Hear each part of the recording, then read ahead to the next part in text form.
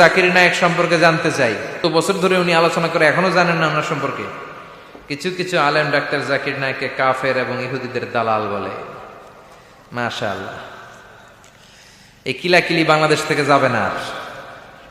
এগুলো খুব খারাপ অভ্যাস, আরেকজনকে কাফের বলা, মুশরিক বলা। আপনি যদি কাউরে কাফের বলেন, সে যদি কাফের না হয় আপনি নিজেই কাফের হয়ে যাবেন।